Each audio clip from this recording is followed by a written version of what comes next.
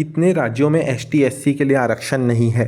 नमस्कार साथियों, इस वीडियो में आपको जानने मिलेगा हमारे भारत में ऐसे कितने राज्य हैं जहां लोकसभा सीटों पर एसटी एससी वर्ग के लिए आरक्षण नहीं है।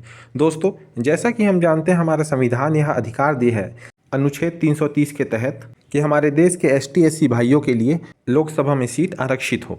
दोस्तों, हमारे देश में ऐसे कई राज्य हैं जहां एसटी एससी का आरक्षण है, पर दोस्तों आबादी कम होने के कारण कई राज्यों में एसटी एससी आरक्षण नहीं है। इसमें केंद्र शासित प्रदेश भी हैं और राज्य भी हैं जहां एसटी एससी का आरक्षण नहीं है। दोस्तों, कुल 4 राज्य हैं जहां एसटी एससी वर्गों के लिए आरक्षण नहीं है। दोस्तों, इसमें कई चौंकाने वाले नाम भी है।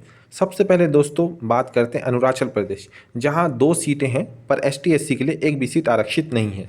फिर दोस्तों बात करते हैं गोवा की, जहां एसटी एससी के लिए कोई भी सीट आरक्षित नहीं है, यहाँ 2 सीट है। दोस्तों फिर आता है नागालैंड, जहां 1 सीट है, यहाँ भी एसटी एससी के लिए आरक्षण नहीं है। फिर आता है दोस्तों सिक्किम, यहाँ 1 सीट है, यहाँ भी एसटी एससी के लिए एक भी सीट आरक्षित नहीं है।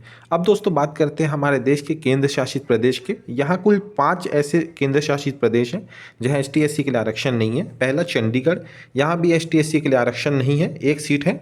दोस्तों फिर आता है हमारा जम्मू एंड कश्मीर, 5 सीटों के साथ है और एक भी सीट आरक्षित नहीं है। इसमें आता है दोस्तों लद्दाख, यहाँ 1 सीट है, ये भी एसटी एससी के लिए आरक्षित नहीं है।